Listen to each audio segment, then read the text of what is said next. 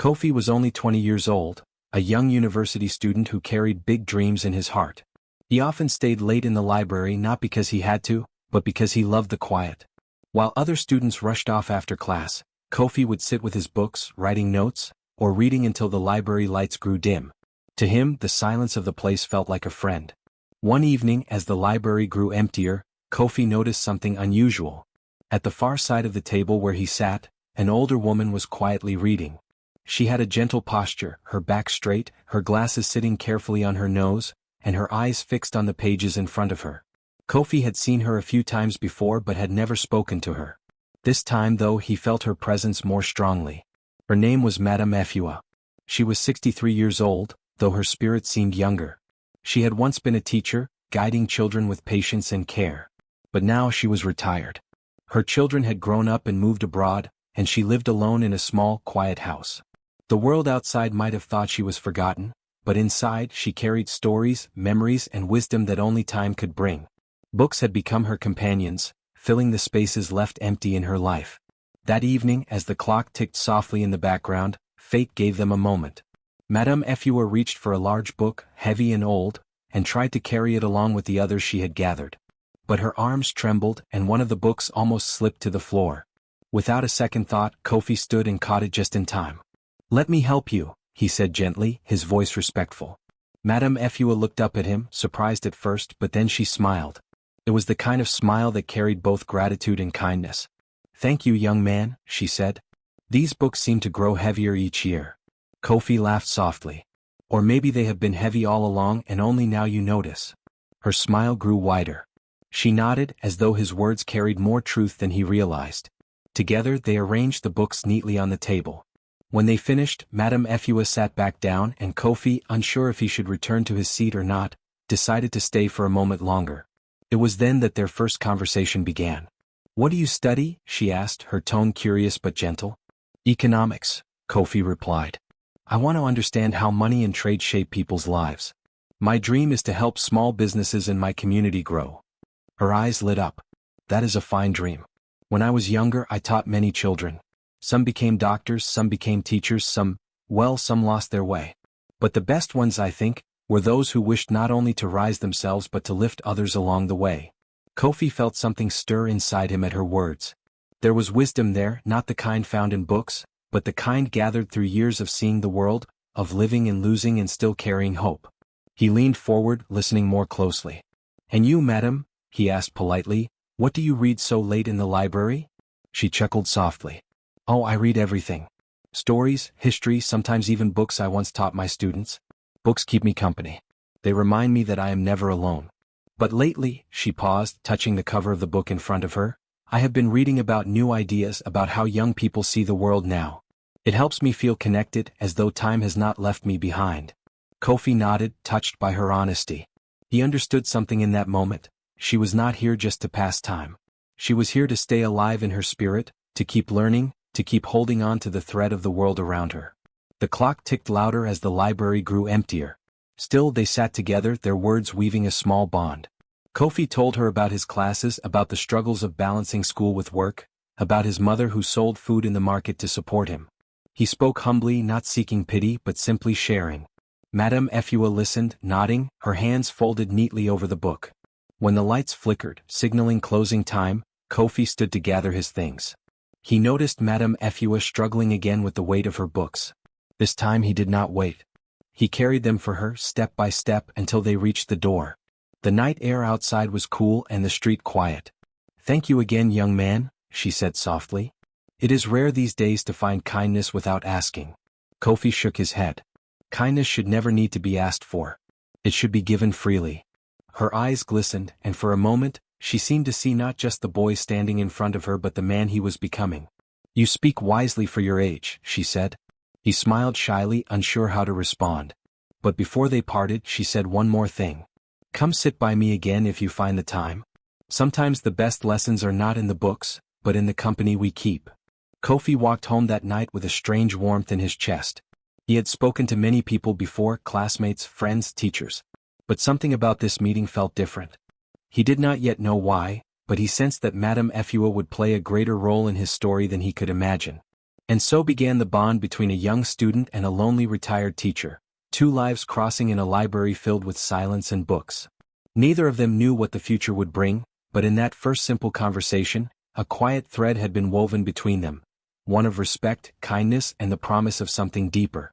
Over the weeks, Kofi found himself looking forward to his evenings in the library more than ever before. What had started as a single act of kindness slowly turned into something deeper. Each evening when he arrived, he would see Madame Efua seated in her usual place, her glasses balanced carefully on her nose, her books arranged in neat stacks. Her presence gave the quiet hall a warmth that books alone could not provide. At first their talks were short. She would ask about his day and he would share a few small things. What subject he had studied, what assignment was troubling him, or what new thought had crossed his mind. In return, she would share stories of her years as a teacher. She told him about her first classroom, the nervousness she had felt on her first day, and the joy of seeing a struggling student finally understand a lesson. As the days passed, those talks stretched longer and longer. Soon, Kofi no longer stayed late only to read or write. He stayed to listen. Madame Efua's words carried a kind of wisdom that no textbook could give him. She spoke about patience, about choices, about the way small actions could change a person's life. Kofi, who had always been curious about people, listened with his heart wide open. He too shared his own thoughts, though he often spoke humbly. He told her about his dreams, how he wanted to finish school, help his mother, and someday start projects that would bring work to the youth in his village. He admitted the struggles he faced, from lack of money to the pressure of expectations. Madame Efua listened without judgment, her face calm, her eyes filled with understanding. "You remind me of my best students," she said once, her voice soft. "Bright, hopeful, and eager to build something better. But what makes you different, Kofi, is your heart. You do not only think of yourself, you think of others too." Kofi lowered his eyes, embarrassed yet touched. No one had spoken to him like that before. Most people saw him as just another student. But Madame Efua saw something more, and her belief gave him strength. Little by little their bond grew strong. What had begun as simple kindness between strangers became true friendship. The library became their meeting ground, but their connection went beyond books and lessons. They laughed together sometimes, often at small things. A funny memory she recalled from her teaching days, or a silly mistake he made while explaining his studies. At other times they shared silence, sitting side by side, each lost in their reading but comforted by the other's presence. Yet outside the library people began to notice. In the village whispers started. People wondered why a young student of 20 spent so much time with a woman more than 3 times his age. Some said it was unusual, others said it was improper. A few even doubted their intentions, letting suspicion cloud what was pure. When Kofi walked home from the library he sometimes heard the murmurs. "Why is he always with that old woman?" someone would ask. "What could they possibly talk about?" another would say. Though the words stung, he tried to ignore them. He knew the truth. To him, Madame Efua was not just an old woman. She was a guide, a teacher, and a friend who gave him wisdom that no one else could. Madame Efua too heard the whispers. Some neighbors teased her gently, asking if she had found a new student to tutor, or worse, suggesting that her loneliness had driven her to seek strange company. At times the words pierced her heart, but she held her head high. She knew that their bond was not built on foolishness or shame but on something rare and honest. One evening, as they sat in the library, Kofi asked her directly, "Madam, do the words of others trouble you?" She looked at him for a long moment before replying. "When you reach my age, Kofi, you learn that people will always talk. They will always judge what they do not understand. What matters is whether you allow their voices to guide your path, or whether you choose your own." Her words sank deep into his heart. That night, Kofi walked home with his head higher. He realized that true bonds did not need the approval of the world. What mattered was honesty, kindness, and the respect they shared. Over time, more villagers noticed how often Kofi and Madame Efua sat together.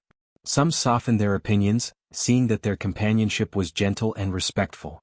Others still whispered, but Kofi and Madame Efua continued meeting anyway. One evening, Madame Efua shared a story from her past. She told Kofi about a boy she had once taught many years ago. He had been poor, shy, and often hungry, but he had a sharp mind. She had helped him with food, with books, and with encouragement. That boy had later grown into a leader in his community. "Do you know why I tell you this story?" she asked him. Kofi shook his head. "Because I see the same fire in you," she said. "The world will try to tell you what you cannot do or who you cannot be. But you must hold on to your dream. And whenever you doubt yourself, remember this: Even in your weakest moments, someone believes in you. Her words touched him more deeply than he could say. That night he realized something important. Their friendship was not simply chance. It was a gift. In a world where he often felt unseen, Madame Efua saw him clearly. And in a life where she often felt forgotten, Kofi reminded her that her wisdom still mattered. The library became more than just a place of books. It became a place of trust, of lessons shared, of laughter and hope. Their unusual bond became a quiet light in both their lives. Even if the village continued to whisper, Kofi and Madame Efua knew the truth. What they had found in each other was rare and precious. And so, the young student and the lonely retired teacher walked on, side by side, their friendship growing with every meeting. Kofi had always known Madame Efua as a kind and gentle woman, but it was during one quiet evening in the library that he began to understand her more deeply. The books were open in front of them, and the dim yellow lamps cast a soft glow across the wooden tables. For a while neither spoke, both lost in their own thoughts. Then, slowly, Madame Efua closed her book and looked at him with a faraway expression in her eyes. "Kofi," she said softly, "do you know who I once was?" He looked at her with curiosity. "You were a teacher," he replied. "You've told me some of your stories." She smiled faintly, her eyes reflecting both pride and sadness. "Yes, I was a teacher. But more than that, I was once admired. In those days my classrooms were full, my voice carried respect, and students often told me I had changed their lives. Parents trusted me, children feared me a little, and yet they loved me. My days were full of purpose." She paused and her voice lowered. "But now, those days feel like they happened to someone else." Kofi listened closely, sensing the weight of her words. He had never heard her speak in such a vulnerable way before. She continued, her fingers lightly tracing the cover of the book in front of her. "When I retired, people visited me at first. Former students came to thank me, neighbors brought food, and even my children called often. But time has a way of stealing attention. Slowly the visits stopped. The calls became less frequent. And now, most days, this library and these books are my only company." Her voice trembled slightly, though she quickly steadied herself. "Sometimes I wonder if people even remember who I was. Even my own family, they live abroad now. They have their own lives, their own children. They forget that their mother, once so strong, now sits alone." Kofi felt his heart ache as he listened. He saw the proud teacher she once was, the woman who had given her years to shaping young minds, now carrying the quiet burden of being forgotten. For the first time he saw not just wisdom in her eyes, but also deep loneliness. After a moment of silence, he spoke gently. "Madam, you are not forgotten. Maybe some people have gone their way, but you are not lost. You are here. And you are teaching me every day. You are guiding me in ways no one else has." Her eyes softened as she looked at him. There was gratitude there, mixed with surprise. "You remind me so much of the son I once wished I had nearby," she admitted. "Kofi, you listen to me, you value what I share. That is a gift I did not expect at this stage in my life." Kofi felt his throat tighten. He thought of his own mother, whom he had lost when he was still a child. He remembered the empty years without her, the longing for someone who could listen to him, guide him, and care for him the way a mother does. Sitting there, across from Madame Efua, he felt something stir within him. In her he saw a piece of what he had lost. "Madam," he said quietly, "I lost my mother when I was very young. Most of my life I grew up without someone to guide me. My father worked hard, but he could not give me the gentle advice that a mother gives. When I sit with you, I feel something I have missed for years. It feels like having a mother again." Her eyes glistened as she listened. For a moment, the library was silent, except for the sound of pages turning in the distance. Then she reached across the table and gently placed her hand over his. "Then perhaps," she said softly, "fate has brought us together for a reason. Your longing has met my loneliness. And in each other we have found something precious." From that evening onward, their bond grew even stronger. No longer was it simply a friendship of conversations and stories, it had become a bridge across generations. For Kofi, Madame Efua filled the space of motherly care he had long missed. She reminded him to take care of his health, encouraged him when exams grew difficult, and gave him advice that only years of living could provide. For Madame Efua, Kofi's presence brought back life to her days. She was no longer just an old woman in the library. She was once again a teacher, a mentor, and, in her heart, a mother figure to a young man who needed her. The villagers, of course, continued to whisper. Some said the bond was strange, others thought it unnecessary. But Kofi and Madame Efua no longer cared. They had something real, something that gave both of them strength. Their evenings in the library became the highlight of their lives. They laughed more often, shared deeper stories, and even sat in comfortable silence, knowing that simply being together was enough. One evening, as the rain tapped gently against the windows of the library, Kofi brought her a small gift, a notebook with clean, white pages. On the first page he wrote, "For Madame Efua, the teacher who still teaches." Her hands shook slightly as she held the notebook. "No one has given me something like this in years," she whispered. "Thank you, Kofi. You have no idea what this means." "I do," he replied softly. "It means you are still the teacher you have always been. Not forgotten. Not left behind. As long as I live, I will carry your lessons with me." That night, when Madame Efua returned home, she sat by her window and wrote in the notebook. For the first time in a long while, she felt alive, as though her words still mattered, as though she still had purpose. And it was because of one young student who saw her not as an old, lonely woman, but as a guiding light. Their connection had become something rare, a reminder that sometimes the people we need the most come to us unexpectedly. She had once been a brilliant teacher admired by many, but time had left her alone. Kofi had once been a boy who longed for a mother's care, but life had taken that from him. Now, in the quiet space of the library they had found each other, and in that, both of them were healed. The whispers in the community began as quiet comments, but soon they grew louder. People noticed how often Kofi and Madame Efua spent time together in the library or walking home side by side. At first, some only shook their heads, thinking it unusual. But as the days went by, gossip turned into sharp words. "Why is a young man like Kofi always with that old woman?" one villager murmured at the market. "Doesn't he have friends his own age?" another asked with a laugh. Others were harsher. "That woman cannot let go of her past. She is clinging to her old glory, and the boy is wasting his future." The words traveled quickly, carried on tongues that rarely cared about truth. Madame Efua heard some of these remarks when she went out to buy food. Though she kept her head high, her heart felt heavy. She wondered if she was a burden to Kofi, if the world would make him ashamed of their bond. Kofi too heard the whispers. Friends teased him, sometimes even to his face.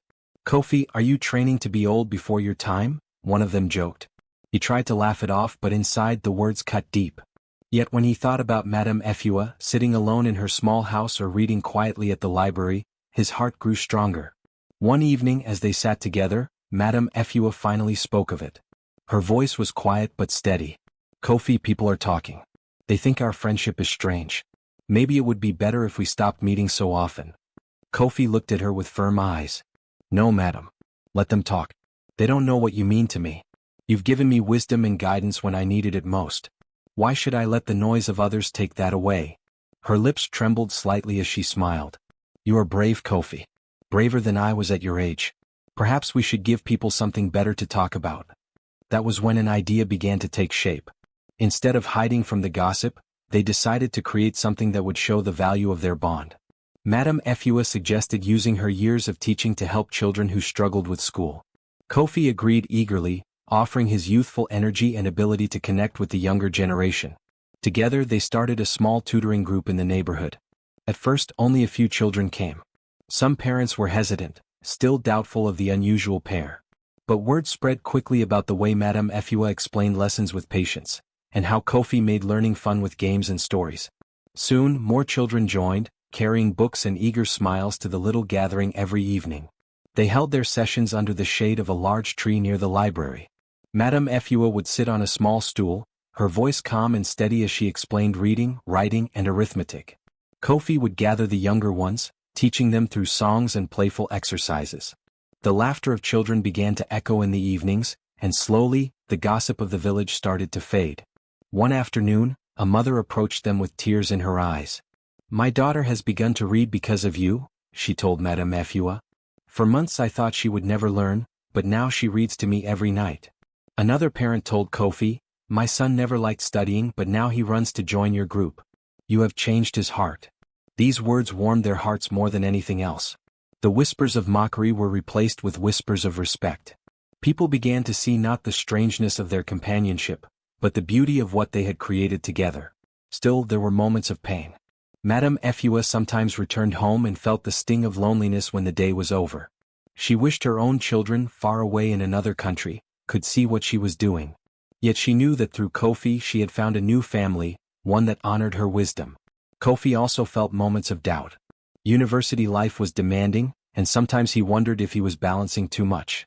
But each time he saw the children's eager faces and Madame Efua's gentle smile, he knew it was worth it. One evening, after the children had left, Madame Efua looked at him with quiet pride. "Do you see what we have done, Kofi? They said our friendship was strange, but now look. We have turned gossip into something good." Kofi nodded, his eyes shining. "We didn't just help the children, madam. We showed people that respect and understanding matter more than what others say. You and I, we are proof that age does not matter when hearts are true." Her heart swelled with emotion. For so long she had felt forgotten, but now she knew she was still needed, still valuable. And it was because of a young man who refused to let go of her hand when the world tried to separate them. As the weeks passed, the tutoring group became a regular part of village life. Parents brought benches, older children helped teach the younger ones, and neighbors brought food to share. What had started as a friendship under the eyes of judgment had grown into a small community of learning and love. One day, an elder of the village came to see them. He watched for a long time as Madame Efua taught a group of children how to read, and as Kofi laughed with the younger ones while drawing shapes in the sand. At last the elder spoke. "The two of you have done something wonderful. You have reminded us that wisdom and youth must work together. Without one, the other is incomplete." The words filled both their hearts with pride. They had not only found strength in each other, but they had also shown the entire community the power of respect, love, and understanding. That night, as they walked home together, Kofi said, "Madam, I think people no longer see us as strange." She smiled, her eyes bright with joy. "No, Kofi. They see us as we are, teacher and student, mother and son, friends across time." And for the first time in many years, Madame Efua felt completely at peace. The gossip had turned to admiration, and the loneliness that once weighed on her heart had been replaced with belonging. Together they had proven that the bond of two souls, no matter the years between them, could inspire an entire village.